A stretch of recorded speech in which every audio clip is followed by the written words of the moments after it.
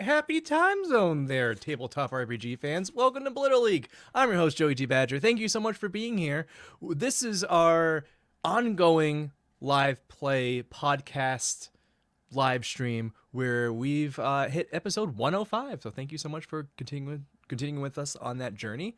And I have the wonderful duty and privilege to represent and to bring on the cast of Little League, the folks playing here tonight. We have John Serpico, we have Bridget Copes, we have Kayleigh Kane, and Marissa Farmer. Hey, everyone. Hello. Hi. Welcome to episode 105 of our comedy horror podcast, Live Play. Thank you so much for being here. Thank you for having us. Oh, no problem. We're contractually obligated by the channel. Yeah. I think we have like 200 episodes on the contract. So excited to fill those out. Yeah, the owner's a real stickler. They'll make sure we get them out there. Yeah, I know. But if this is your first time, welcome. You should be able to enjoy this show. All you need to know is that we are playing Monster of the Week, which is a tabletop RPG system, kind of like Dungeons and Dragons. A little different, set place in the modern day, but with more fantasy elements like ghosts and magic and telepathy and demons. And maybe there's a demon that's the governor of Massachusetts. Oops! And we are following a group of teenagers in Boston, a suburb of Boston, Massachusetts, Somerville, Massachusetts. We're currently on a away mission, but we'll give you an update on what you need to know. But other than that, what you really should is just quickly check in and meet our characters. We'll start with Darby or Darcy, played by Bridget Copes. Hi, that's me. I play Darby. Darby is, as you may be able to see under the name, the Divine. That means she's an angel. Specifically, she's a war angel. You might think, why is she not in heaven right now? And that's because she got exiled, because she did something bad. Oop. She banished her friend to hell. Great.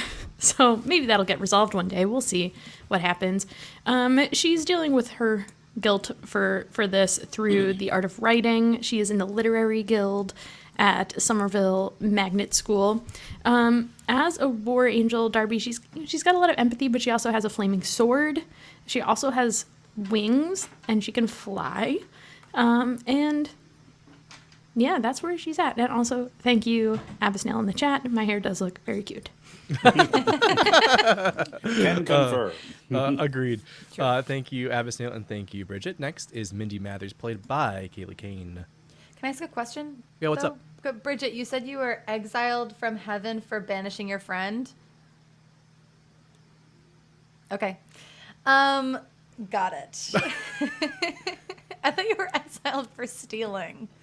Oh, well, yes, Was it all a for part of the stealing, same- but it was all part of the same thing. Yeah, I got All part all of the same confused. thing. Yes. Oh gosh, the webs Darby's weaved. Here are things you need to know about Mindy. Here are things Mindy has. Number 1, a special brain created through human experimentation by her grandmother, Clarissa Mathers. 2, an evil sister, an evil twin sister. It's a twin, but it's older. Kestrel. Number 3, a big knife. Number 4, questionable morals.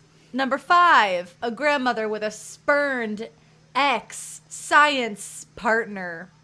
Number 6, and last on the die, a Hull Monitors badge that she got for joining the Hull Monitors here at Somerville Magnet High School. Amazing. Thank Yeah, you. those are 6 very important character facts. Thank you so much for sharing those. Morgan Woodstock is our third character, played by Marissa Farmer. Hi, my name's Marissa, and I play Morgan Woodstock, an electric witch and a freshman at the Somerville Magnate School.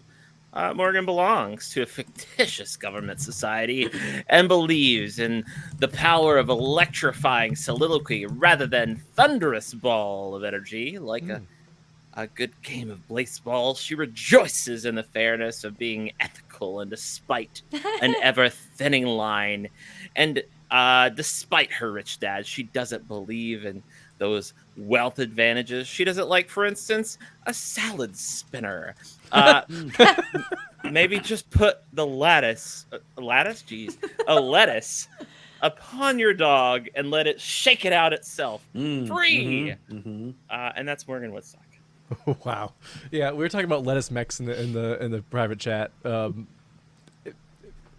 Kayleigh has a wild aunt, and we love her. I am Joe T. Badger. I'll be playing your fourth character today, Severus Zlobin, a.k.a. Zlobs. He's an umpire in training in the Umpire Training Academy, as well as a freshman at the Somerville Magnet School. He's really cool. He can take a beating, very physically demanding things on him. He'll shrug it off. Very food forward.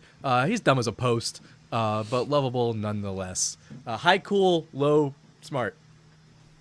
Cool, low, smart. That's all you need to know Well, about that guy. he's smart. High, cool, low, social smart.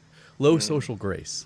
I'll say that. That's a little bit more apt. Low impulse control. Yeah, he'll probably blow up some grenades or something, but he will always charm your heart. And those are your players.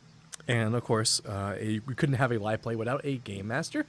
We have John Serpico stepping into that role for this episode 105. Hello, John. Sure, hello. So I am John. I'm the game master. Being the game master means that I do a lot of different stuff. The most apparent is I give the players stories and problems and quandaries that they must overcome. That's one. Another thing I do is whenever the players want to solve a problem in a way that may be a bit of a challenge, I ask them to roll some dice. Now, this is, as Joey said, the Monster of the Week system, meaning that we use 2 6-sided dice for most things. Though there's a bit of a thing with that this episode. But most of the time, it's 2 6-sided dice, and the higher the better. On a 10 or higher, the players get what they want. They leap across the chasm, they do whatever. On a 7 to 9, they get a little of what they want or need to make a difficult choice. And on a 6 or less, the players do not get what they want, and the world may consequently become more dangerous or scarier or more horrifying as a result. The action never stops here. It's just it's always moving at top speed. It's just going in various directions based on the dice. John, I you've also been get to play all the using jumping over a chasm as an example a lot lately. Are you trying to tell us something? I do. My mind is in the chasm place right now for reasons that may or may not be related to tonight's episode. Like the chasm. The chasm. The chasm? You mean hell? Just say hell, John. Here, honestly, you want to know what it is? You want to know what the chasm place is for me? Yes, Yeah, tell us. I sure do. Often in tabletop role-playing games, particularly like Dungeons and Dragons or any game that involves like a map and miniatures and things like that, there are often, trap rooms or problems that have like a very kind of rote solution that you must roll high enough to find. Like the GM has in their mind, okay, the way to solve this puzzle is to take the books off the shelf in the right order and rearrange them. For me, the chasm place is presenting a really, really challenging problem, the solution of which I have not come up with. So it's like, okay, there's a chasm. How do you get across it? I rearrange the books. You can rearrange them if the dice are high enough. Somehow that works. So it's one of my favorite things is to just say, yep, the room's filling up with water. Yep, the chasm's 20 feet wide. What do you want to do? Yeah, I feel like that's a good way to do it. It avoids the rolling perception again and again aspect of gaming that I try to avoid when it comes to live streaming.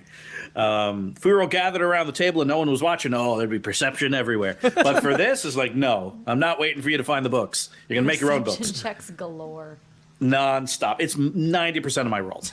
But yeah, so so what do? I present story for the characters. I play all of the characters that these improvisers are not playing. I ask them to roll dice. Higher is better. What else do? Oh, I provide added context if added context is needed. And I think added context is needed for this episode. So here's what it is. These 4 former Blittle Leaguers, now Somerville high schoolers, have taken a 5th Blittle Leaguer named Seismic to the headquarters of Blittle League and Blaseball umpires, which is an island called Chincoteague, Virginia. They have snuck onto the island because Seismic, like Zlobs, is in the umpire training program at Somerville High School. But for whatever reason, the kind of umpire high command does not see fit to give Seismic, who is a very large rock person, armor that fits her. So they are breaking into the Chincoteague headquarters of Blaseball umpires to steal/borrow a custom suit of armor that was worn decades earlier by a very famous umpire who was roughly the same size. So that's where we're at. Here are things that have complicated matters.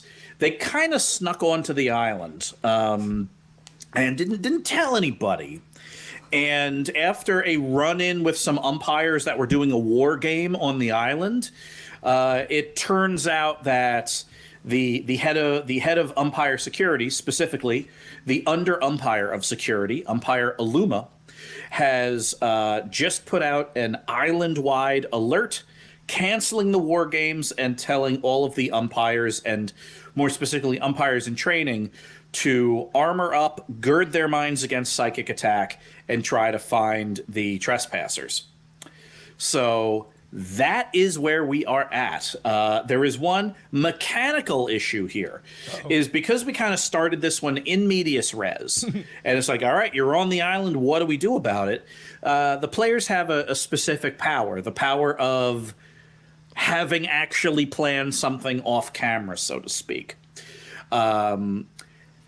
The advantage of that is they could kind of narrate a very improbable thing that would have happened that they've planned for days, weeks, months in advance for this moment. Or, so that's the advantage. The disadvantage is they will get a penalty to all of their rolls for the rest of this mission. And it's not just like a -1 or a -2. It's a -1 die. So instead of rolling that 2d6 I'm talking about, they can only roll 1d6. So, has anyone done that this adventure? Can I lie? Yes. You cannot lie. Oh, then I did. Yeah, and tell the audience what you did.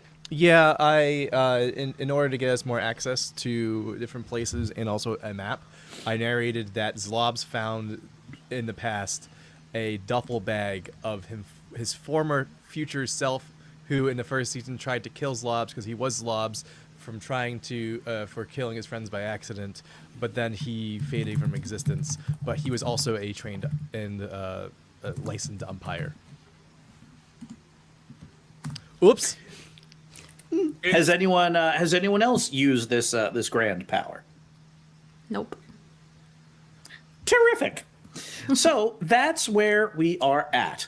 I think we've got everything we need to. So if everybody's ready, we could jump right in. Real quickly, how are our ponies? You have not regained contact with your ponies.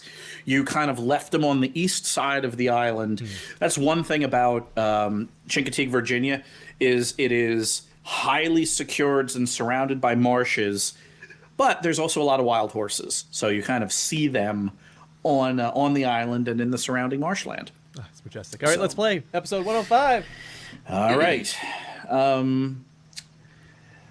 The five of you heard exactly what that umpire said over the speakers. Every umpire or umpire in training, which you suspect is probably most of the people on this island are not actual umpires, but umpires in training, are suiting up right now with this express purpose of stopping you, potentially with bullets. I want one of you to, whoever's feeling lucky, to roll 2d6 plus sharp to get a sense of what you might know of a situation like this. I'll do it. This is like a perception roll. It's kind of like a perception roll. What do I know? 8. All right. I'll give you a bit of the story here. So, I'll give you two choices, in fact. Mindy, you would have either, and it's Mindy / everybody else. You all kind of gather up your information. And with an 8, I'll let you learn a little bit more about the umpire command structure or about what you might be facing in terms of the rank and file people on the island. Mindy, your choice since you're old. What's rank and file? Just like, I could tell you about the leadership of the island or like all the people on the island that are looking for you. Okay. Let's go with the top brass. Tell me about the leadership on this island. Gotcha. So there are the two kind of leaders on the island are Umpire Aluma, who's the under umpire of security. Umpire Aluma is, he has a tactical job, which is he's in charge of security at Chincoteague, but he's also on the, essentially like the board of rules for all of like Blittle League umpires and Blaseball umpires. So he's got like his day job is actually securing this giant training facility, but his night job is that he's kind of on the board. You know of him because he has a tremendous tactical mind. Lisa Lemonwedge kind of admires him and looks to him as like an example of what like stern security leadership looks like. Interesting. And then there's the chief ranking officer on the island, Chief Umpire Stratos. Chief Umpire Stratos has not been seen in public in many years. Chief Umpire Stratos is here on the island and never leaves the island. She's not like the highest ranking umpire in all of Blaseball, but she's probably in the top 3. Because Blaseball, like, you know, there are umpires in every city and things like that. But Umpire Stratos is the equivalent of like the commandant of West Point plus the commandant of Annapolis, Maryland, like in charge of training umpires. So what you know of Umpire Stratos is frankly very, very little, except for this. Umpire Stratos has probably the most antagonistic relationship with Blaseball and Little League players of any umpire. Because if something that all of you kind of know is that Blaseball and Little League kind of has 2 parts. The players that play the games and the umpires that oversee the games. And they're not on the same team. And Blaseball has all kinds of stories every season, sometimes every week, of an umpire just killing a player. And sometimes it is because that's what happens. The player does something. Like Blaseball is serious, scary business. Sometimes an umpire goes rogue for all kinds of reasons, many of which are not understood by science. So Umpire Stratos, for whatever reason, has a reputation as a very anti-player chief umpire. So that's who you're dealing with. So that's who we've got to find. Wait, what? Wait, what? No. Why? Wait, why do find? you want to find Stratos? What? Don't you think we should find them? Why? Why? They're in charge. So? So if we change did your their negative effect minds- wear off yet? I'm going to say it did. Yeah. Yeah, it did. Oh, it did. okay.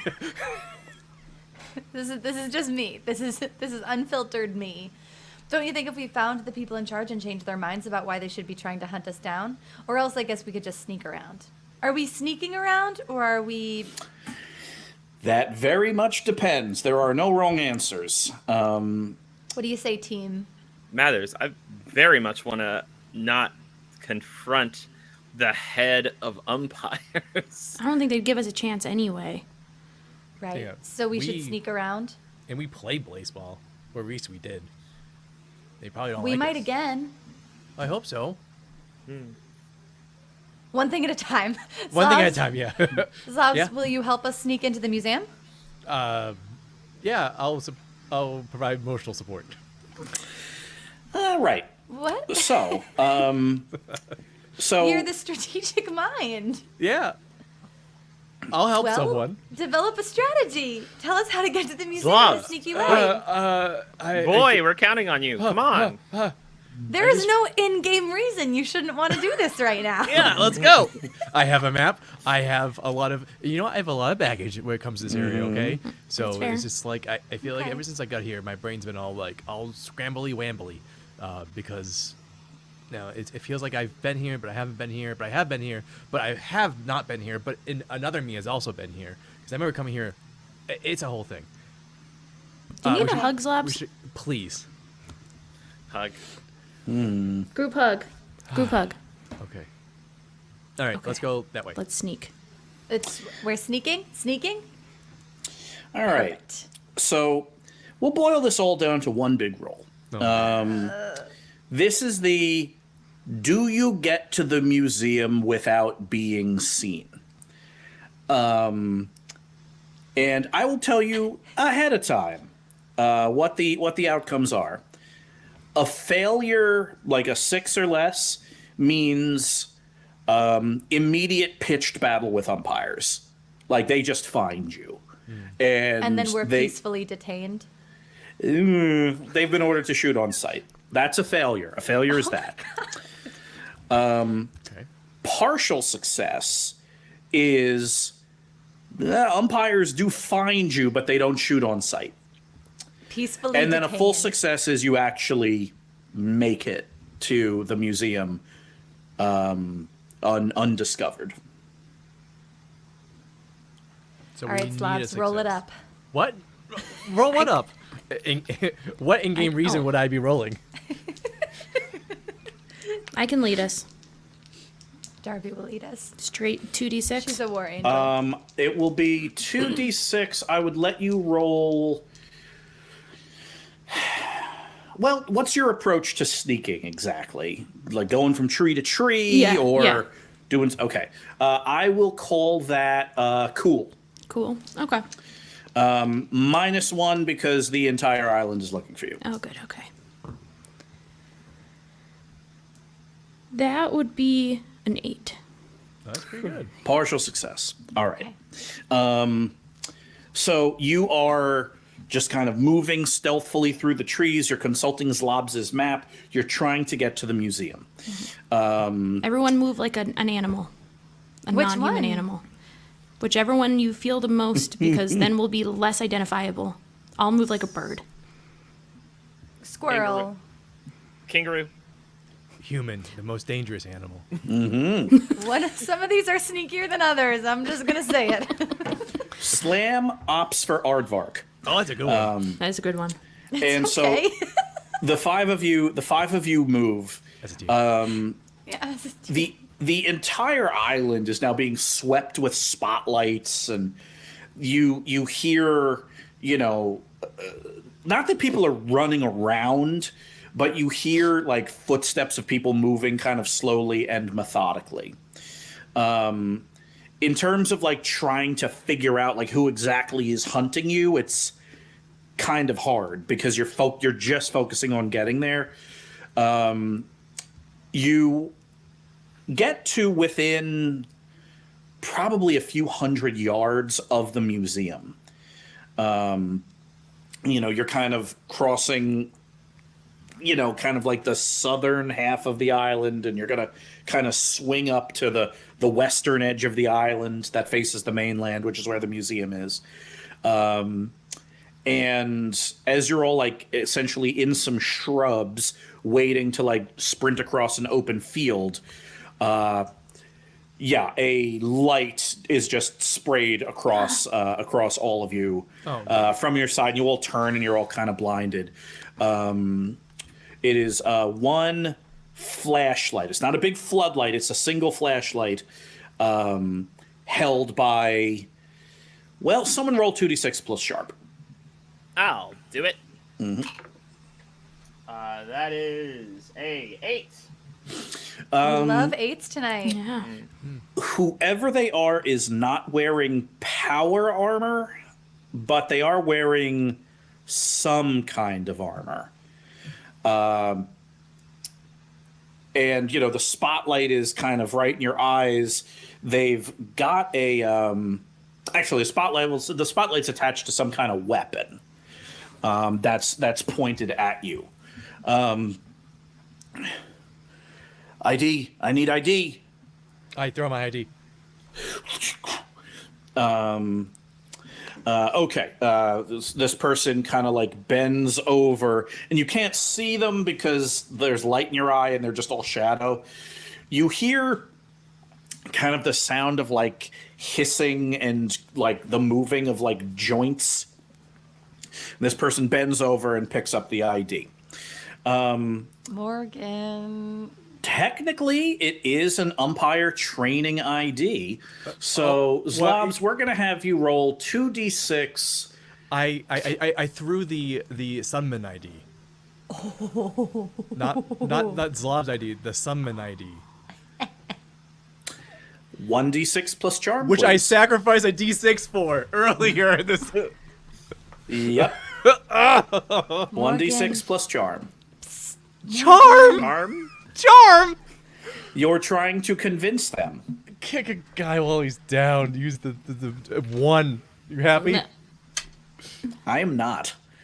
Morgan. I didn't. I did Morgan, do something. to do.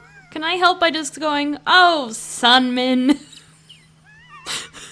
To reinforce Morgan, the- charm them. I will. Morgan, That'll bring it hurry. up to Use your charm, 2. please.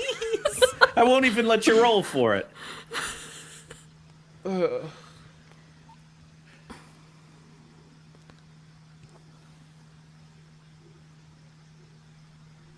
With the ID, stand up. Yeah.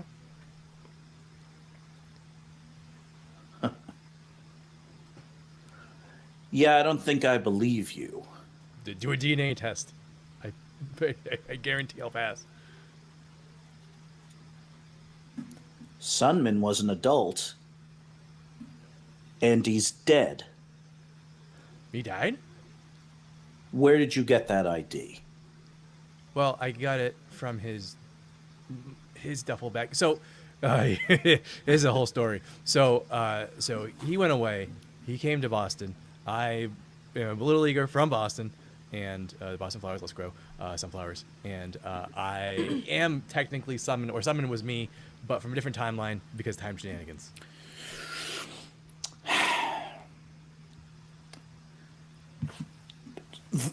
The burden of the moment, you reliving dark memories, all of these things. If I make your rolls, Zlobs, it's not going to work. You're going to fail. That's He is fine. unconvinced. Does anyone have any idea on what to do right now? Because he is going to do something that will range between calling for backup or what? shooting all of you. That's dramatic Or pause. shooting all of you. Okay. I'm gonna s- Yeah, I'll. Oh. I'm gonna stand up. Oh no. You stand up. I'm gonna maintain eye contact. You are looking at where you think his eyes are. And I'm gonna, without betraying any emotion, put the flashlight away, son. Don't you know? The inevitable is here. What? What are you doing? What's happening? What a bold move. 2d6. What a big swing. That's a huge swing. 2d6 plus charm. I'm going to give you a -1 because this young recruit may not know what that means. 10.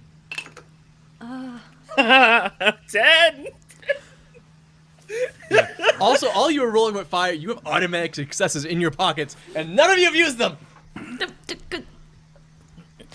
Waiting Not- for failure potential.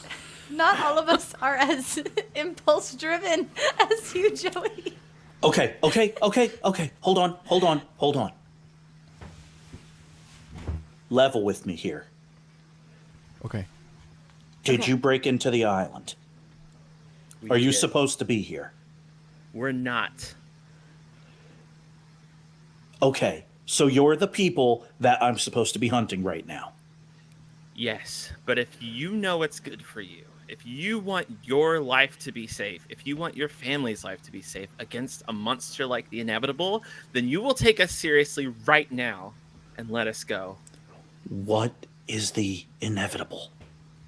If I tell you, you'll go mad like us. Do you want to break into some random island? Do you really want to know what I know? Look, I have been here for the last 18 months training, and for the last 9 of those months, it's all people could talk about in hushed tones, and everything is confidential, but I swear, if I don't know what this thing is, I'm going to go mad anyway. I'm going to take my hand and put it on his cheek. When Morgan does this, I will psychic torment. Torment. To sell it. Morgan's Okay. clearly trying to. Okay, I will let you roll that as a help out. Yeah, help out. I'm All helping right, out so with psychic torment, psychologically 2d6 tormenting. plus weird to see if you help out. I will let you roll weird instead of cool. Thank you. 10. Okay. Tormented. So Morgan, yeah, you're going to get a +1 to the next roll you make in terms of what you're about to do. So you put your hand on this guy's cheek. You get a close look at him now. You've walked past where his rifle is. It's kind of half lowered. Your eyes adjust to the light. This guy's maybe 20 years old. Probably graduated from high school a year or two ago. Got you. Writhing snakes. Black, open skies. Those are the stories that they'll tell you. What they don't tell you is that you'll be looking at the person you trust the most. And that person will tell you everything that you've never wanted to hear. And they'll take their knife out of their pocket and they'll stab you. And that person, looking back, those pearly whites looking back in your eyes, you know who that is? And I wait for a response. Who? The person you trust the most, it's you.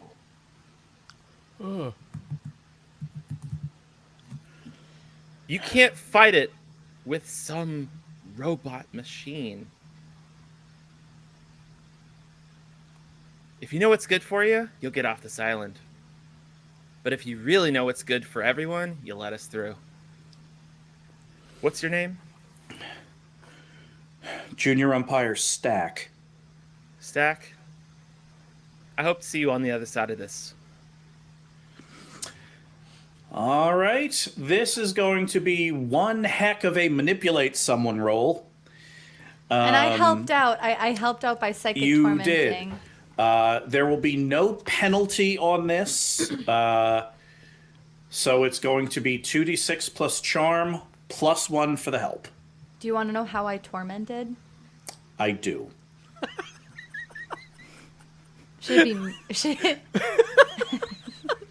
It sounds like a parent at the end of their like string is like, all right, I'll listen to this thing. I made him see everything that Morgan was saying, and it was happening in Morgan's eyes. So so what he was seeing vision wise in his brain was the image of Morgan saying all that, but in Morgan's eyes he could see all these things happening, the snakes and the sky and the knife and himself. Ha! Yeah, that's psychic torment. That's absolutely what that is. A plus 1 for the table. Yeah, another round for everybody. Morgan, 2d6 plus charm on manipulate someone. Plus 1? 2d6 plus charm plus 1. All right. We try and get more. Yeah. That is 6, 7, 8, 9, 10!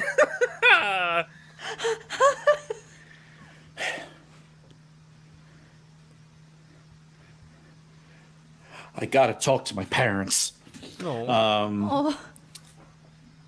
Now that like he flips off the light and starts taking off in what you think is the direction of the west side of the island. You're kind of going that way too. He turned off his lights and is running. You get a sense of kind of what he's dressed as now. The training armor Zlobs at Somerville High School it's essentially like umpire power armor, but kind of thinner, not a ton of tech on it, no weapons. What he's wearing looks like the internal skeleton of actual power armor. So it's like he's presumably wearing it to get used to it, and then they will just install the armor on top. So the sense you get in looking at it now is that if you got into a fist fight with him, he'd probably punch a hole in your stomach. And he can also run faster in it, which he's doing. So yeah, he takes off like a shot. And sure enough, he does not alert anyone. So I'm gonna turn around. Mathers, did you put something in my eye? Yeah. Not for real, just in his head. Oh, okay. Was that scary, y'all? Yeah. Was it spooky? I can't believe the inevitable is going to cause me to stab myself. Zlobs, I was making that up. Zlobs, I don't believe you. Zlobs, it's No. okay. Are you the inevitable? Are you the inevitable? Hey, let's sneak again, everybody. Activate sneak mode. Sneak mode on. Okay, we sneak again. you do. And now that you know a little bit more about kind of the standard equipment of the people hunting you, you get a better sense of how to make it the rest of the way. And sure enough, you are at the museum. Nice. There's like a beautiful, like this part of the island's kind of very well manicured. It's it's almost like this really small kind of neighborhoody type of place that's right over the bridge from the mainland. So like you can see, especially because there are lights coming from everywhere, kind of the layout of this part of the island. You see there's like a bridge with a bunch of kind of highway lights over it leading for a couple of miles due west towards Virginia. There is like this big armored gatehouse next to it. Beyond that, though, it's like a nice wide road that leads to kind of this big rotary with roads branching off of it. And yeah, there's like a park here. There looks like a picnic area, parade grounds, and the museum itself. So you get a pretty good sense of all of this. There are not too many actual foot patrols going on here because this is all kind of wide open space. You know there's movement in the guardhouse. You know there are spotlights nearby. But it's a straight shot now to the museum, which is a very kind of imposing, kind of classical brick library feel. Kind of big square brick building, kind of a steepled roof, a couple of columns, very impressive columns. In front of it is a great big statue of an umpire in power armor, holding home plate above their head. And immediately in front of the museum are two umpires. And they are wearing armor. So these are apparently full-fledged umpires that are here to guard the museum or stand here as like honor guard of some kind. You don't know, but they are encased in power armor and just kind of standing, more or less looking ahead. They're not like statues still. They're saying the occasional word to each other and kind of looking ahead. And every time they see, someone like run by, one of the junior umpires run by, they might like point. But yeah, the best you can tell, the main door to this place is flanked by a pair of full armored umpires that are honor guard. And there's no way to sneak around them? Into the door? They're like right there? Yeah, they're on either side of the door. Okay. I'll go ahead and give him a new personality. Why are you acting exasperated, Joey? You asked me to help. These are the tools I have at my disposal. I'm just really excited I'm using them creatively. to see how this new personality works out. These are my powers. I am plus optimistic. Weird. I'm optimistic. I will give you a -1 because full power armor is shielded against psychic attack. Oh yeah, they also know that we're psychic. Yeah. Oh, right. They're prepped against psychic attack, so that's a -1. Yeah. Okay. Should I roll first? Mm-hmm. All right. 8. Again. Another 8. Okay. That's a slot machine win. Now, Yeah, this is going to affect one of the umpires, not both. Yep, one of them. Yep. What is the word? The word, in a word, I would say desperately and urgently in love with the other umpire standing there.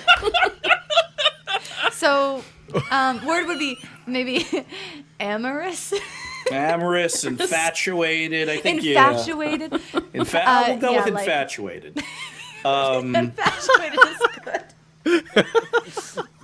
Now, this is a partial success here. Yeah. So your options are they'll know you did something to them, Not or an option. the effect is even more temporary than you would like. It can be pretty temporary. It's hot and temporary. It is It is a 5-alarm fire that's going to be put out quickly. Got it. So, you know, under kind of the hazy, indirect light of this Virginia evening, the occasional spotlight sweeping across, This is turning into a rom-com. you can see like the two umpires who, in their power armor, are like 6.5 feet tall. Tall. One of them kind of fidgets a little bit and then kind of stands stock still. And even in the power armor, you see like an inhale and an exhale. And then one of them just turns and starts talking to the other. And the other just kind of turns and looks back. And you're not sure if what follows is a loud argument or violent agreement. But the two of them are very emphatically discussing something right now. And then they run off together. Well, here's what we don't know: will they be so like? Is the feeling mutual? Yeah. And will they be so smitten that they must leave their post to have a deeper discussion? For that, Deeper discussion. a deeper discussion. This is a PG show. They're gonna have a deep discussion. They could kiss at least. It's we don't know. If they break the hermetic seals on their helmets, they just might. That's a euphemism. Someone, whoever's feeling lucky, roll 2d6 plus charm. Not your charm. It's just going to be a neutral. It's just this one umpire talking to the other. I'll roll for him. Who wants to roll 2d6? I'll roll for him. All right. Oh, that's a 12.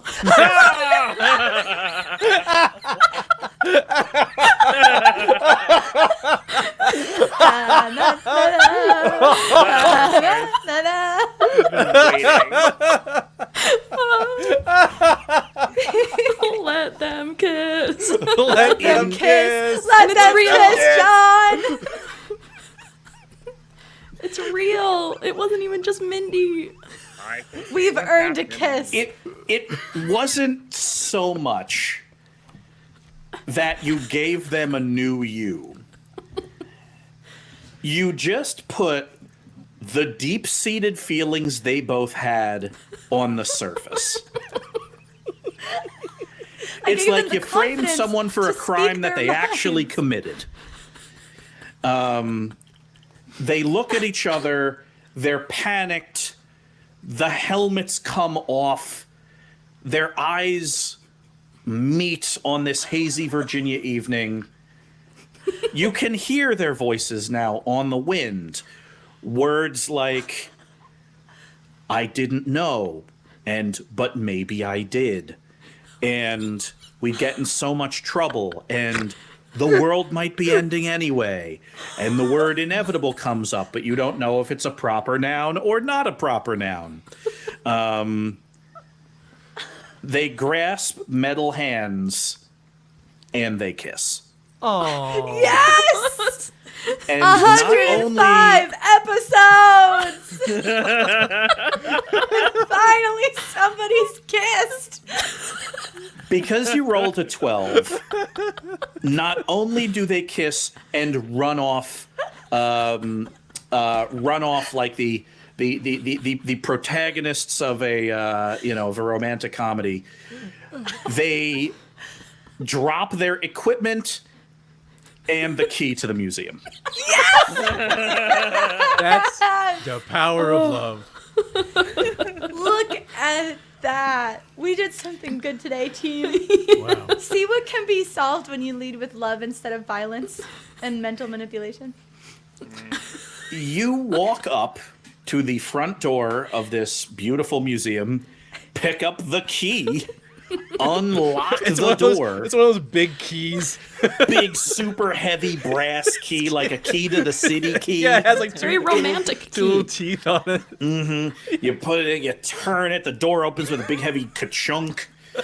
And sure enough, the doors swing open. Oh, hold on. Actually, John, you said they left their equipment, right?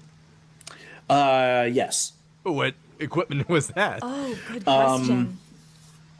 They left some kind of communication, like a superpowered communication device, like a walkie-talkie the size of like a gallon of milk. And we need one of those. also their power armor helmets. Oh, I take one of the helmets. Ooh, Yep. those are psychic protection, right? They are. Yeah, these things have like they're big. You would look like lollipops if you put them on, but they have their own internal power supply. And yeah, I mean, you if you want to write them down, you have 2 umpire power armor helmets. Okay. Joey, are you going to be the keeper of those? Oh, Yeah. You want one, Morgan? Here you go. Wow. No. Oh, all right. Actually, can I use the walkie-talkie? jug? Yeah.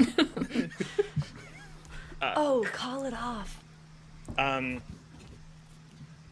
This is Stack coming in over.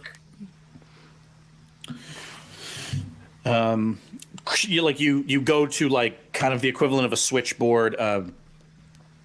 This is comms report. We have suspicious sighting south of the island. Over. You go back and forth. 2d6 plus charm.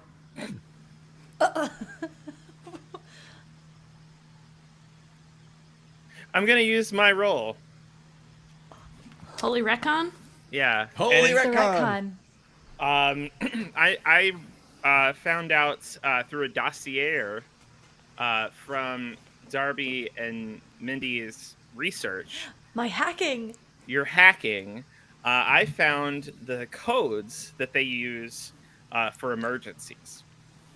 Oh. Good one, Perfect. Morgan. Really good one. So yeah, this was Tactical. like full like dark web hacking. You wrote down all of their communications and transponder codes. So the reason why this communication device is so big is it's not just like a walkie-talkie. It's like a walkie-talkie attached to like a portable hardened computer.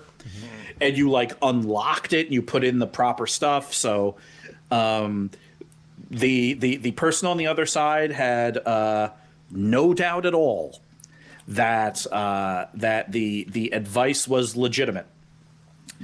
And from where you are, you see 2 of the spotlight towers swing south. And you hear the sound of footsteps moving quickly south and away from your position. Nice. Don't even need to roll. What that means is you will all no longer be taking -1 penalties to everything for the island being locked down. Nice. If you do come across unumpired, they'll still be psychically shielded. But yeah, there's no longer any. You are no longer being actively hunted on the island, Perfect. Nice work, Morgan. which Thanks. is a heck of a thing. Okay, let's talk about the museum. All right, museums. We love Made it. museums. We won. The first floor is an actual museum. You walk into a museum. There are lights. There is like an eternal flame in the middle of the first room. There are plaques. There's all kinds of really interesting stuff. Because you are not being hunted, I will kind of share a bunch of things with you that you would have had to roll for if you were in an awful hurry. What you see in this museum. There's just a tour guide with us. Yeah, hey everybody, welcome. Odd that this is the only 5 people on my night tour. But no, these actually, why the heck not? Yeah, there's a like There a is- little robot or something. yeah, there's a floating robot. Oh, nice. That looks like a blaseball, but there's like a little screen on it and like a smiling face. Cute.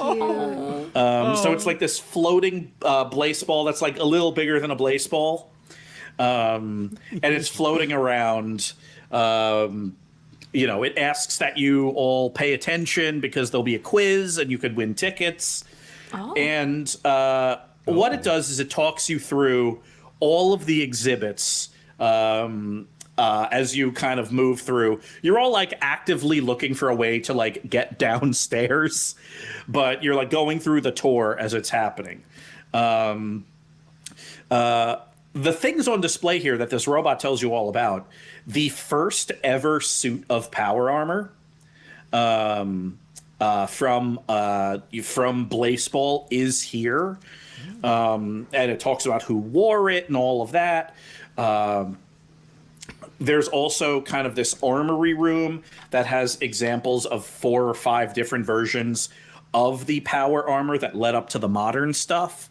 It's like if you ever go into a museum and you see like, you know, it's like here's a ship from the 18th century and then the 19th, and you're just like, wow, there's, yeah. So like you see all different kinds of power armor, including the most modern and recent version that is absolutely bristling with weaponry.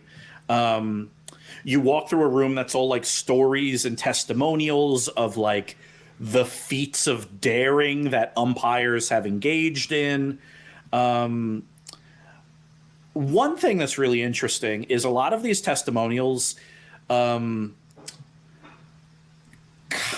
of like they're very much geared towards, and this is when like that Blaseball player did something really dangerous and we needed to incinerate them. Or like, and this is when all of the Dallas Stakes decided to, try to summon demonic energy to beat Philadelphia, and they ended up causing a rift, and so the umpires had to incinerate the whole team. Like, it's a lot of stuff where it kind of goes to show you, it's like, oh yeah, Little Leaguers and Blaseball players are very dangerous. And so these, this is very like kind of umpires doing stuff because Blaseball's super dangerous. But not all of it is like, hey, remember when we incinerated a team? A lot of it is, these umpires are engaging in all kinds of like wacky stuff at stadiums, because a lot of stadiums are hit with all kinds of curses or terrible weather, and they're evacuating people and doing things like that. So it's really, really interesting. One thing that's particularly austere in here is a memorial wall for all of the umpires that were lost in their duties. There's like color coding. All the names are kind of like black letters on these silver plates. And there are a few that are black letters on gold plates. Zlobs, you instinctually look at umpire Sunman, and you see the name on a gold plate. Ugh. I take a moment. I lean on Darby. Ugh. Yeah. Okay, Zlobs. Is there a picture of him? There is not. It's this big, and that's it. In gold, and there are maybe of a wall, and there are a lot of names on this wall. There are only a few that are gold, and Sunman's one of them. To think that you can be summarized and memorialized on a 2 by 1 inch square. Oof. The Blaseball is, hovering, and this is kind of like the end of the 10-minute tour that you took. And it asks if you all want to take the quiz. Yes. Ooh, yeah. Absolutely. All right. Come on, Morgan. We can at least have a little fun while we're here. 2d6 plus sharp. 8. All right. You each receive 1 Umpires Museum gift ticket. Ooh, nice. And more importantly, the Blaseball ends up floating away after thanking you for going through the tour. And at this point, you're able to kind of navigate the museum, and you sure enough find, like, like most museums or libraries, there are a lot of like hidden, or not even hidden so much as like inobtrusive doors, like doors that are just meant to like not stand out. And after you pop open a couple of those, there's a particularly big like set of double doors that leads down into underground storage. There are keys. There are like locks and kind of magical guards and all of those things. But you have a giant ring of keys, and you are able to disable all of these traps very, very quickly. And sure enough, you are in secure underground storage. Before leaving that Easy, area, easy. people like move on and like go down that little hallway, and Zlobs takes out like a little a picture of all of us, I guess when we were 12 or whenever that someone had in his backpack, and he like kind of tucks it in into like behind the plate and catches up with the team. You do. I'm coming. Yeah. Zlobs. What? I'm sorry. Keep up. I was trying to steal the floating baseball. Didn't work. Sleeps. Sleeves? Sleeves. Are you trying a new thing? Morgan? Zlobs. That's Hey, Zlobs' name no. when he's misbehaving. Yeah. Sleeves. I He promise I turns won't into misbehave. sleeves. Secure underground storage is a lot less organized, or at least overtly organized. It's not meant to be seen by people. It's storage. And there are rooms that are kind of guarded with just like a simple locked door. But then there are others that have like a magical alarm plus like a big heavy electronic lock. And after you open up a couple of the like unguarded doors, you realize that what you're looking for is probably not in here, because there's like a lot of old equipment and manifests and books and charts and old computers and things like that, and repair rooms and stuff. But anything that's like serious business would probably be in one of the really secure rooms.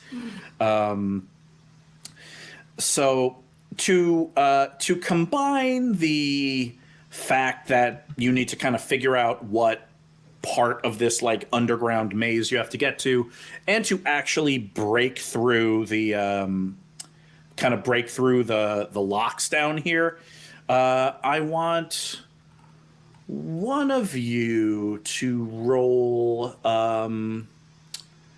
2d6 plus sharp. I can give it a shot. All right. Spoiler alert, it's going to be an 8. It is an 8. It is an 8. Unbelievable. Okay. Below average rolls every single time. Including my sharp. Partial success. Yeah, I got it. You kind of hot wire the electrical lock a little bit. You have Morgan like short it out, tappa. You disable a magical ward, and sure enough, the through like a big heavy set of doors to what's called the secure machine shop is what you're looking for. So you do this, the doors kind of unseal with a loud hiss and slide out, and you all walk through. What you don't notice is that in the corner of the electronic lock, a tiny little red light starts beeping. Huh. Wonder what that's about. What's in here is an absolute treasure trove of weapons and armor. Zlobs, stay focused. I'm focusing on all the weapons. Yeah, He's this going is- sleeves. This is stuff from like 20, 30, 40 years ago, but all of it is in immaculate, pristine condition. They're classics. I don't care. They're from years ago. They're classic. They work for a reason. What I will say is, I mean, they're all kind of secured and stuff. But let me put it to you this way.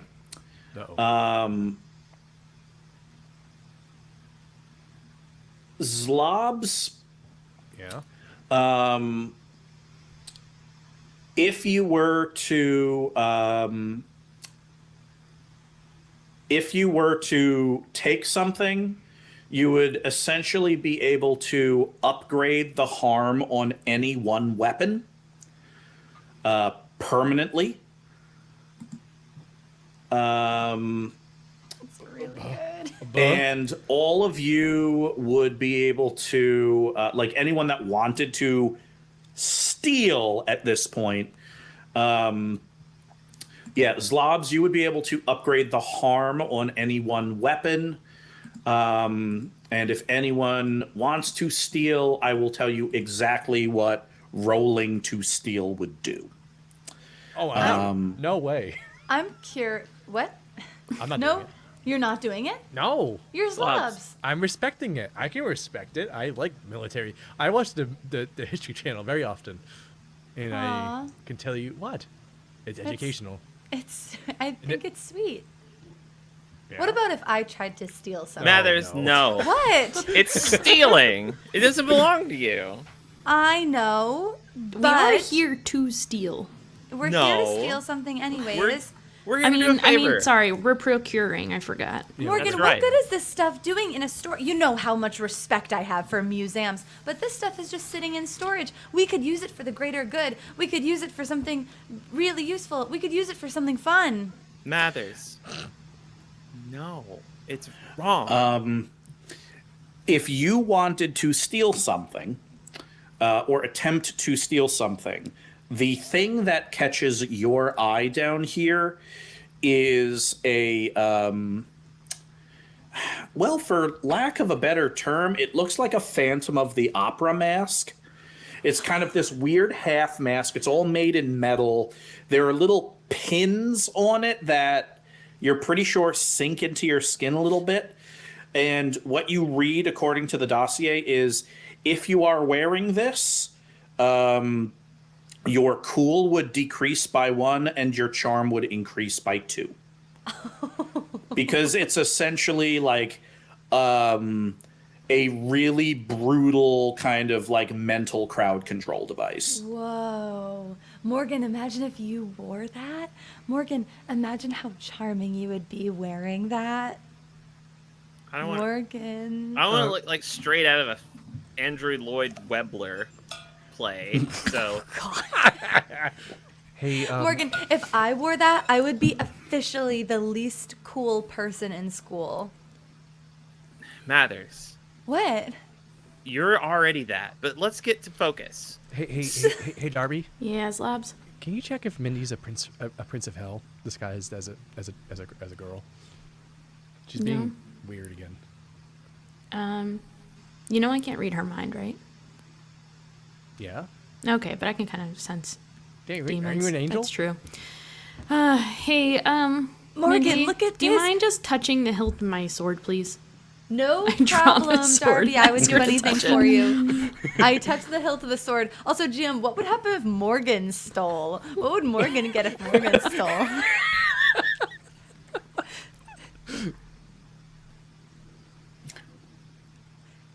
Only if you're considering it. If you're not considering it, I'm not going to say anything. Well, Morgan would never consider it, but I would consider stealing on Morgan's behalf.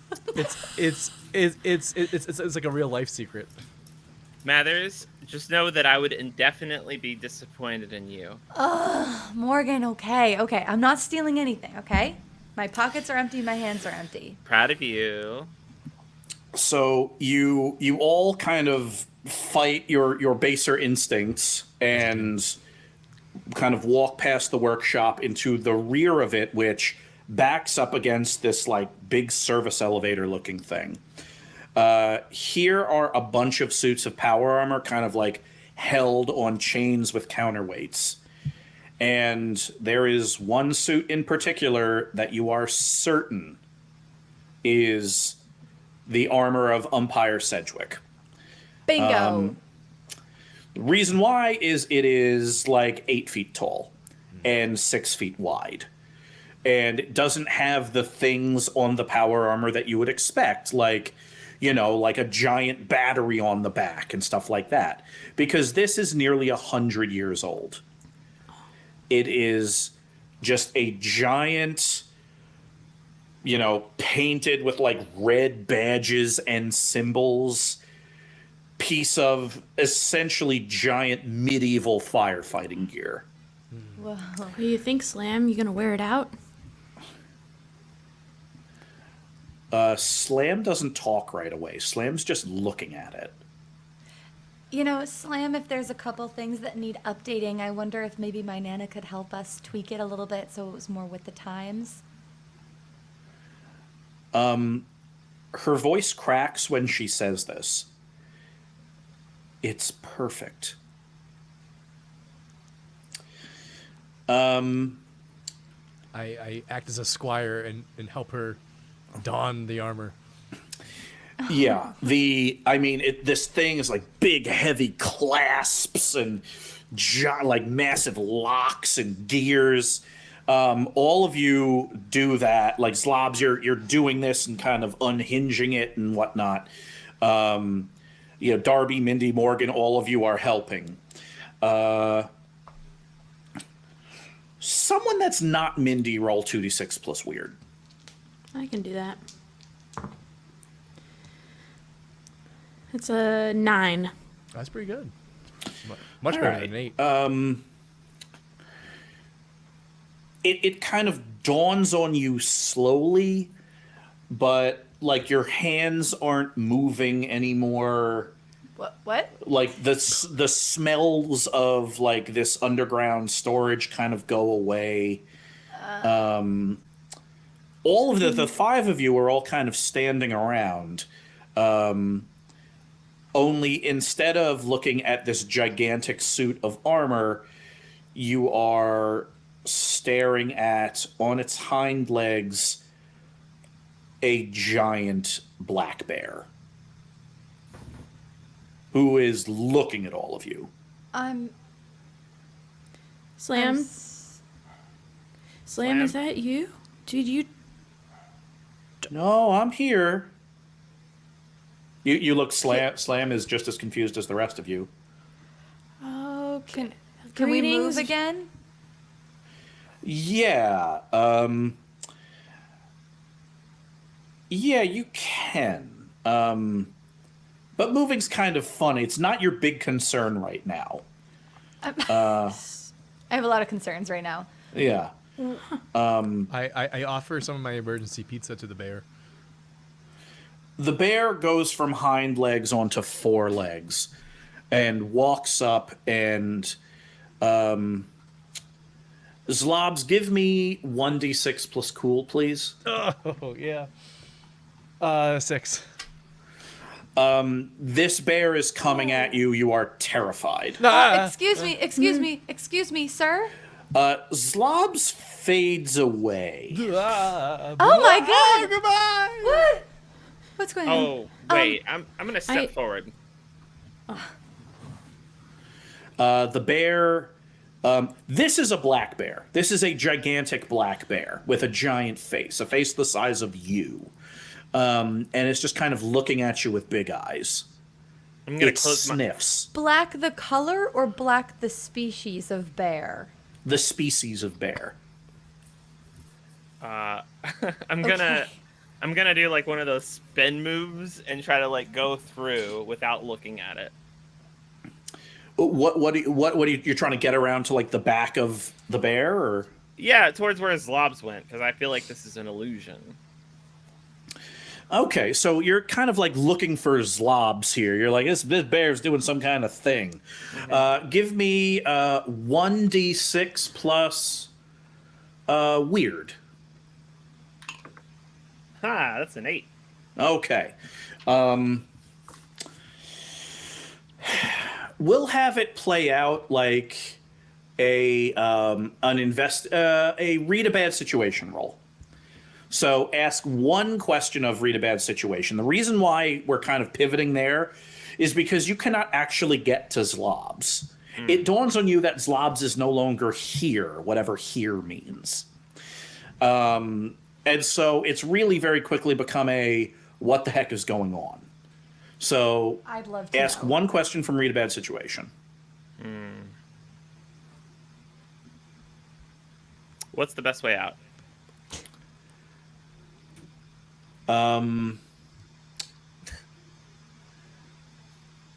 Being brave.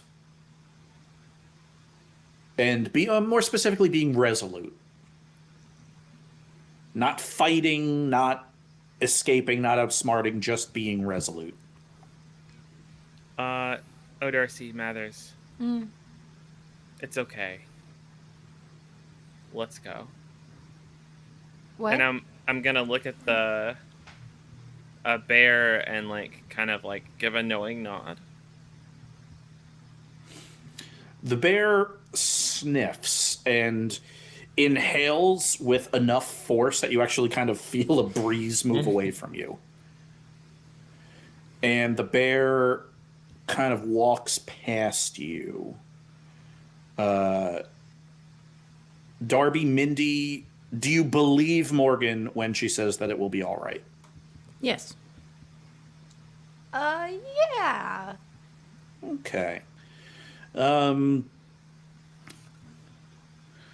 Just to say we did it, I want each of you to roll 2d6 plus cool. Cool. Darby and Mindy, yeah. Oh, okay. Horrible. I rolled a 9. Cool. I rolled a 3. No.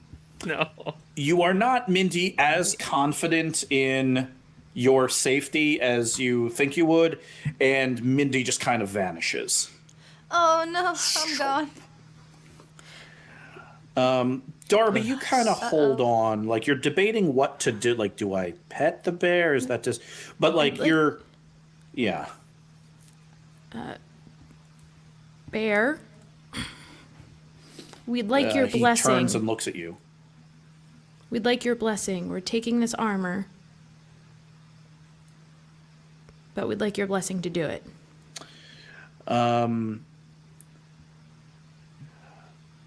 You don't know if it's a shift in the bear's eyes from, non-sentient to sentient, or if you're just simply realizing at this moment that this bear is sentient and self-aware. But kind of that, at least that switch gets flipped, and you're like, oh, this bear understands me. And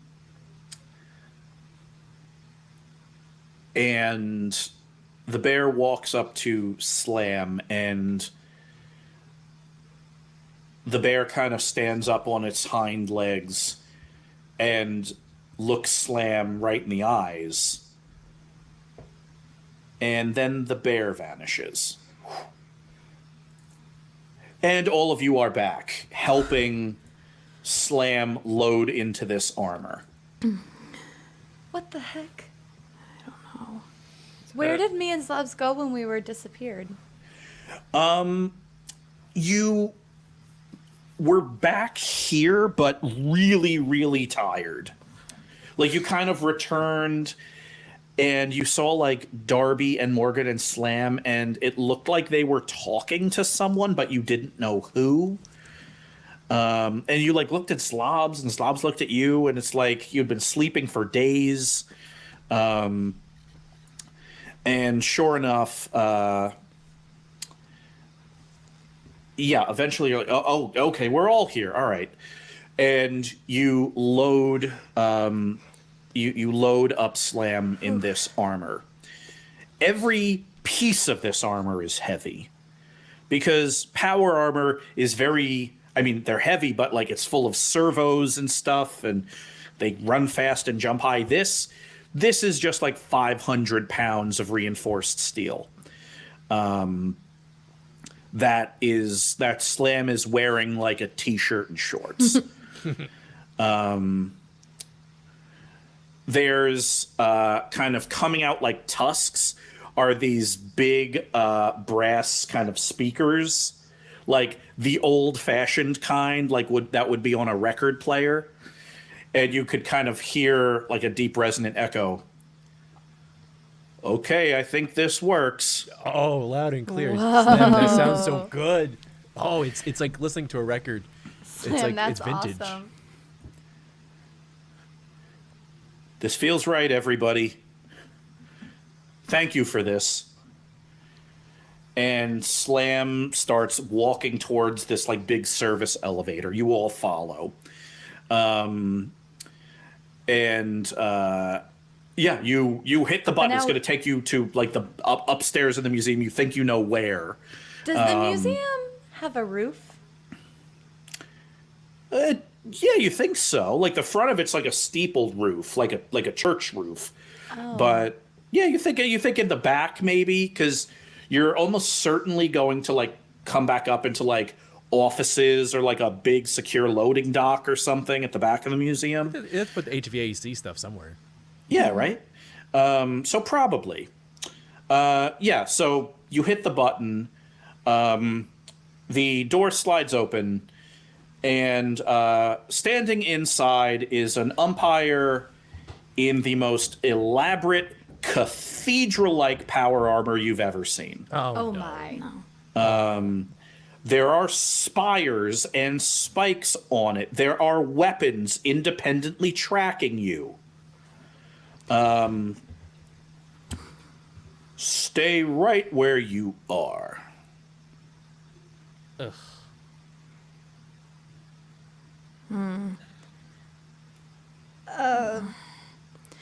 Yeah, I think it's time for my heavenly retcon. And what is that? So before we left for Virginia, I went and spoke with Lisa Lemonwedge, chief of the hall monitors. Mm-hmm. I let Lisa know that I, as a hall monitor, was going to be escorting 2 umpires in training, or members of the umpire training. What's it called? Zlobs? Umpire Training Academy. Umpire Training Academy. No, what you and Slam are in. The Umpire Training Academy. Oh, I'm sorry. That's where are we now? We're at the umpire base of operations. We're in a Okay. museum. Okay, We're okay. technically, well, we're That's technically in a helpful. flashback. So we're technically Right. in Somerville High School. Okay, so we're at the Somerville Magnet High School. I'm talking to Lisa Lemonwedge. I tell Lisa that I, as a hall monitor, am going to be escorting 2 umpires in training of the Somerville Magnet School Umpire Training Academy to Virginia on a classified mission that they have to go on. And I requested the hall monitor away badge. A hall pass? You asked for a hall pass? I asked for the... It's an away badge, first of all. Oh, sorry. It's an away badge, which means that I am a hall monitor who is away. And it also means that Lisa Lemonwedge assigned another hall monitor to be on standby for quick and efficient extraction from the premises. When I hit a button on the umpire away... no, not umpire. On the hall monitor, the hall monitor away badge. There's another hall monitor in the area ready for extraction, and I have to hit the button on my badge. And that's my retcon.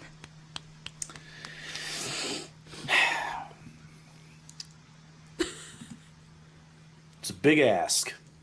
But What? it will allow you to roll something that you should not, which is essentially to convince the umpire in head of security that all of this makes perfect sense. Why would I be Just convinced? give me a 2d6 plus 1. Your negative cool is gone. You get a plus 1 2d6. I'm sorry, charm. Essentially, this badge is giving you a plus 2. In addition to the extraction, it's giving you a plus 2 for this negotiation. Oh, for the 2d6. Negotiation with the umpire? 2d6 plus charm plus 1. So it would be 2d6. 2d6 plus 1. That's how it works out. Okay, but my hall monitor extraction is on the way. Yes. Okay, 2d6 plus 1 is an 8. Somebody send me to Vegas. That's amazing. Yeah.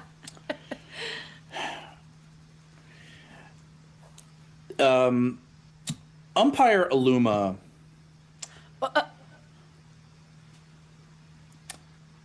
looks at all of you. The kind of the guns and stuff are tracking you. There are enough weapons on Umpire Illuma that each of you has like a red dot in the middle of your chest. Why do I have 2? Umpire Illuma's mask he doesn't take it off. It just kind of naturally like splits and folds up like wings.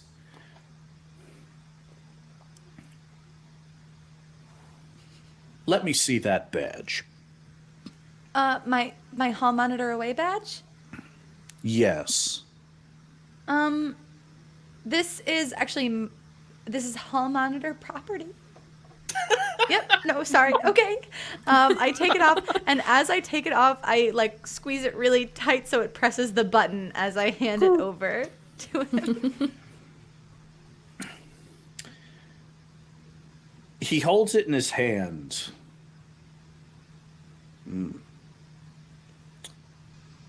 Somerville. Mm-hmm. Nice town. He Thank thinks you. for a second. Sunflowers? Yeah. Let's grow. I mean, maybe. We were. And you need this armor. Yes.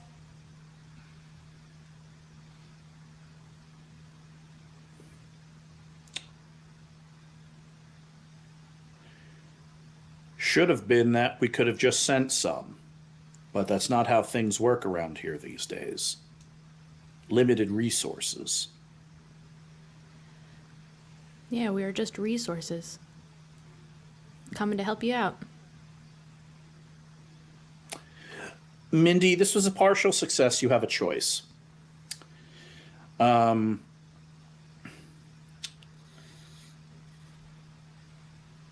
Umpire Illuma keeps this badge, thus losing Somerville High School's only away badge. Oh gosh. Or this situation shakes something loose in Umpire Illuma, and he resigns from the umpires. Whoa. Whoa. Oh, geez. This is a lot of responsibility. Shake something loose? Is he good at his job? He's excellent at his job. This feels like that would come back to bite later when the inevitable.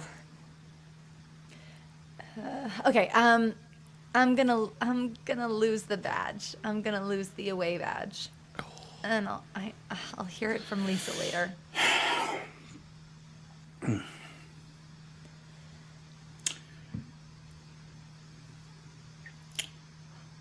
This is not a theft. No theft has happened on this island under my watch. This is a loan, and this badge is collateral. And all of you reached out to me first and requested this formally. You got it. It was procurement. Thank you. Umpire Sweetwind, right? Yeah. She's our trainer for me and Slams. I'm a hall monitor. Tell her we're now even for New York. Oh, what happened? Can you tell me, please? A little kind of pocket opens and he puts the badge in.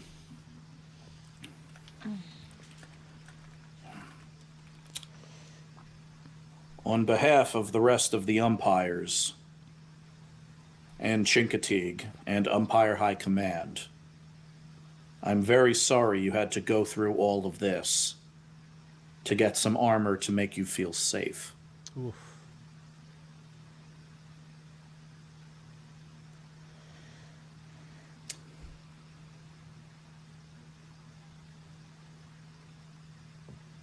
There will be a changing of the guard at the bridge check-in station in 3 minutes. Thanks. Thank you all. Go Sunflowers. Let's grow. And he walks down a hallway and, for the moment, out of your lives. Where do we go? I got scared and forgot to listen. Oh, bridge. Oh, okay. We got to get there in 3 minutes, Let's guys. go. Let's go. Yep. Yeah, you come out, and at this point, it's no longer we're sneaking, you're running. You are running. And sure enough, you see a couple of, like, cadets wearing cadet uniforms, like, leaving the check post, or, like, the checkpoint. And sure enough, you are sprinting across a bridge into the night fog of Virginia. The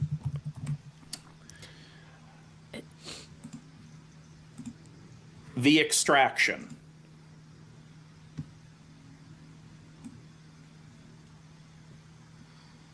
The extraction. The Extraction. I hope it's not Lisa. I'm not ready to face her yet.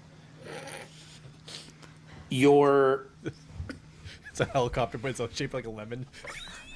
running across the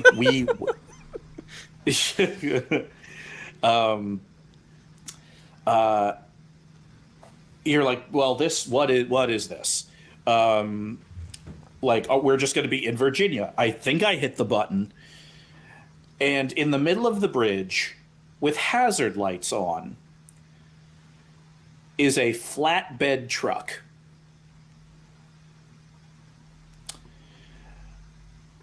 Jolene kind of points a massive metal arm at it. The driver's side window rolls down. Jolene? You said Jolene. You mean Slam? Oh, sorry. Jolene Wormwood's the driver. Oh. She turns and looks at all of you. Onto the flatbed, everybody. Thanks, Joe. Thanks, Wormwood.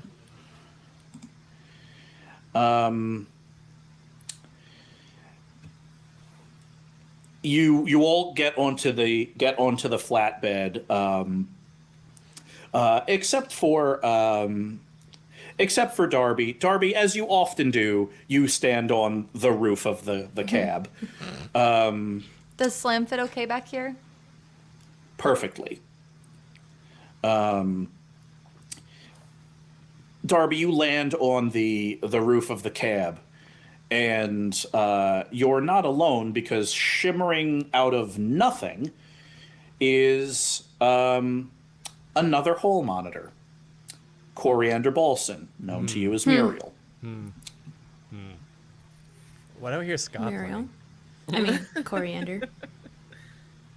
This seems an awful lot like theft to me. It's not. It's procurement.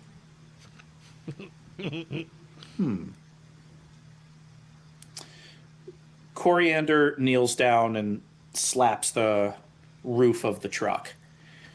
And Jolene shifts it into gear and drives. We'll call it right there. Oh. Success, right? We won? Epilogue. We won! We won an epilogue. There were two. One if you succeeded and one if you failed. We're going to look at the success one. Yay. Okay. No partial success epilogue. Sometime later. Hours, a day, we don't know. The dollar is sitting in a leather chair, a leather mesh-backed office chair, the armrests of which are covered in stickers. She's looking at a computer screen connected to a liquid-cooled desktop fueled by an off-grid set of batteries, connected to satellite internet, and sheathed in all sorts of cybersecurity. She is scrolling through posts on a strange, no-frills message board using a browser you all have not heard of. She takes an occasional sip from a large metal cup, cracks her neck, scratches her nose. Weary but interested. The news waits for no one. Heck, when it's news, it's too late. Scrolling, neck crack, nose scratch. Stop. Her eyes settle on a post with some grainy security photos. Chincoteague, she says to herself. How about that? The dollar slides back in her office chair and spins it. She gets up, walks to the small folding table with the electric kettle on it, stops, turns it on. Da Hong Pao is already in the T-ball, waiting for the hot water. She kneels down at a file cabinet next to it, bottom drawer, pulls out the Darby O'Darcy folder, looks at it, and makes a call. Land it right there. Whoa! Oh, the dollar. I was. I don't think we've ever seen her before. No. Or maybe we have. Maybe the dollar is someone we know. No, yeah. Whoa. Yeah. Whoa. Do you think the dollar's your sister? It could be. That's my leading theory. That's what I've got too, but But also, I thought for a second that like the hit squad would come in and take out the dollar. I was afraid. Like, oh no, powerful person. No. I was scared. No. You have instilled the fear of the hit squad into me, sir. You should be scared of the hit squad. Maybe the The hit dollar- squad has a moral code. Yeah, no safe NPC. Maybe the dollar was Umpire Sweetwind. Maybe the dollar is Fauner Bachman. Oh. Oh. Maybe the dollar is Nana. Whoa. No, Nana wouldn't be the dollar. Nana doesn't care about money. What if it's one of those What if? Whoa. I did have a thought in the middle. After Slam Seismic got the power armor, I wondered if Nana had seen that exact power armor. Oh. I wanna ask Nana about it. What if she helped make it? Yeah. Yeah. 100 years. I had been thinking about asking if there was an exhibit for the war at the museum. Oh, yeah, there is. The war. Oh, we should have looked at the exhibit. We could have learned so much about. I mean, you The were past. engaged in a theft. Yeah, so. it seemed like I'm maybe prepared the to moment. go all the Hold on. We rooms. also got a tour. We got a tour. You did get a tour, but it was And like the get tickets. 10-minute tour, not the 45-minute tour. We get tickets. We can go back. Yeah. John. I always forget that Mindy's afraid of robots. Sorry, what were you saying, Marissa? Oh, I was just correcting John. It was a procurement. Yeah. It was a Yeah. In hindsight, it turned out to be a procurement. All right. Please. Do we get an epilogue? That was the epilogue. We didn't get an epilogue. What are you talking about? You got your epilogue. Oh, okay. Try to sneak another The epilogue. epilogue is me going back to Lisa saying, hey Lisa, you know the first real thing you trusted me with? I lost it. Very, very. Your permanent record to date as a hall monitor has been God. tough. Literally, what have I done for the hall monitors other than, literally what? Pretend there was a slippery floor? Run out on the biggest battle of our career so far. You recruited Susie Chen. That's a thumbs up. God, and You now I'm fled responsible for any battle. trouble That's a she thumb makes. down. And you also sacrificed the Somerville Hall Monitor's most important artifact of authority. 33%. It's not bad, Mathers. It's above average. It's really the 8 of a die roll. So you should be proud. And It's I'm proud of us collateral. for making episode 105. Yeah. Woo. Next episode, we won't talk about that one, but tentatively February 7th. We'll talk about it online, but go to our Discord. We'll announce it there for next episode. But thanks for hanging out, everyone. Catch the VODs. I believe I just put up episode 102, so go check that out. And, Share with your friends and your enemies. Yeah, tell your friends. If you want to help the show out, like, tell your friends. Tell them to watch it.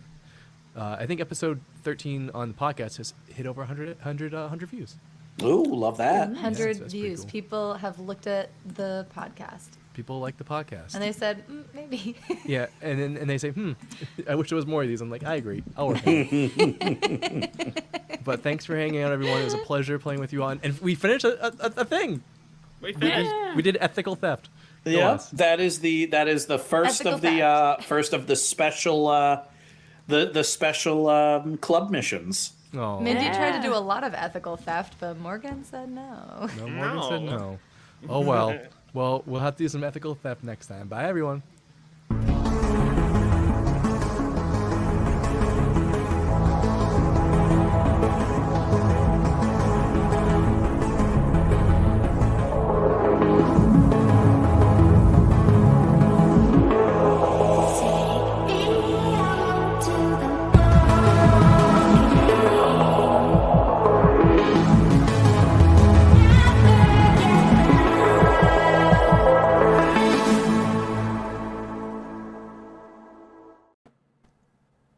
Mindy, can I come in? What's the password? I brought you something. That's the password. Yeah, okay, that works. Well, you're really chipper for having just talked to Lisa Lemon Wedge. Oh, you heard. Yeah. I made you. It's just like pre-baked mix, but it's I made lemon cupcakes, Oh, and they're only a little burned, not completely burned. that was so sweet of you. You heard that I got a real talking to Yeah. from the chief. Could you tell me what she said? I really don't want to repeat it. It was really embarrassing, Zlobs. I put a lot of icing and sprinkles on these cupcakes. Okay, fine. I went into Lisa's office. I told her what happened to the away badge. And she told me that I needed to shape up. That's it? Yes. I told to shape up all the time. Zlobs, that's literally the worst thing an authority figure has ever said to me. Well, you have the opportunity now to shape up, and then you can become better, and then improve them in their eyes, and then go through a whole redemption arc, and they'll like you even more. I'm not supposed to have a redemption arc. I'm not supposed to get better. I'm supposed to just already be the best. Well, sounds like you need a redemption arc. Maybe this is good for you.